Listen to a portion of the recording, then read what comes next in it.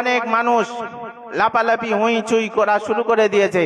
যারা সোশ্যাল মিডিয়াতে অ্যাক্টিভ আছেন তারা জানবে, এক ধরনের মানুষ উঠে পড়ে লেগেছে যে কলেমা প্রচার করা মুসলমান, ইসলাম ধর্মটা নিপাত করতে হবে, ইসলাম ধর্মটা উঠিয়ে ফেলতে হবে, যাতে ইসলাম ধর্ম থাকলে নাকি তাদের কাজ তাদের কর্ম নাকি করতে পারছে না।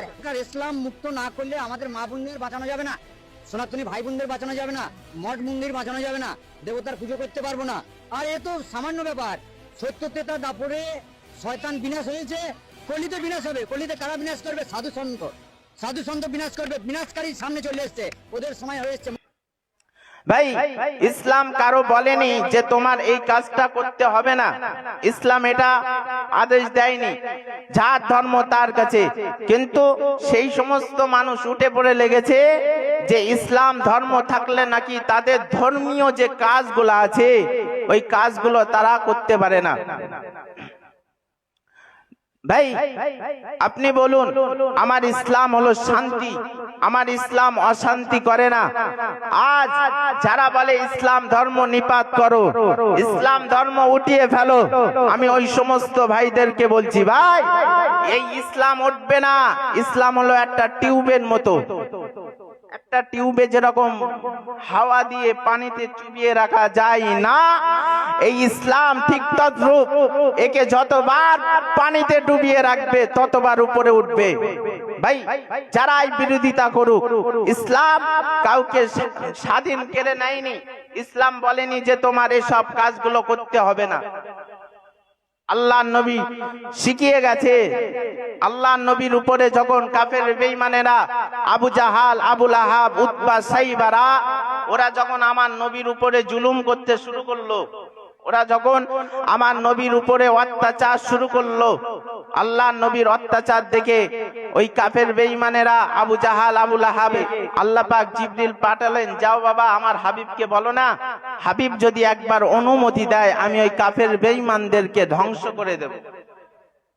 আল্লাহ নবী বলেছিলেন, ফেরেশতা তোমার হাবিবকে বলে দাও যে যদি ওদের মেরে দেয় আমি রাসূলুল্লাহ কার কাছে যে কলেমার দাওয়াত পৌঁছে দেব, ওদেরকে মারবে না, মারতে নিষেধ করো। আমার নবী সেই ১৫০০ বছর আগে জানিয়ে দিয়েছে যে কোন মুসলমান ভাই, কোন মুসলিম ভাই কেউ অপর বিনা দোষে কাউকে গায়ে হাত তুলনি। আজ ওরা বলছে ওরা বলছে যে মুসলমান ধর্ম নিপাত করো, মুসলমান ধর্ম থাকলে নাকি তাদের ধর্মীয় কাজ করা যাচ্ছে না। এই তো আমাদের দুর্দশা। আজ মুসলমান নবী নবী নবী নবী মুখে করে, কিন্তু নবী কর্মে কিছু নাই। মসজিদে যাবে, মসজিদ পুরো ফাঁকা, নামাজ পড়ার কোনো লোক নেই। আল্লাহ নবী জানিয়ে দিয়ে গেলেন, আয়ামে জাহিলিয়াতের যুগে নারীদেরকে জীবিত মাটিতে মাগত, মেয়েদেরকে মারা হতো। নামাজ কি জানতো না, রোজা কি জানতো না, নামাজ কি জানতো না। আল্লাহ নবী ওই আয়ামে জাহিলিয়াতের যুগের মানুষদেরকে বললেন, ও আমার আয়ামে জাহিলিয়াতের যুগের মানুষেরা, তোমরা নামাজ পড়ো, রোজা করো, হজ করো, যাকাত দাও, ফেরসা দাও, ফরজ নামাজটা আদায় করো। আল্লাহ নবী বলেছিলেন, ও আমার সাহাবীরা,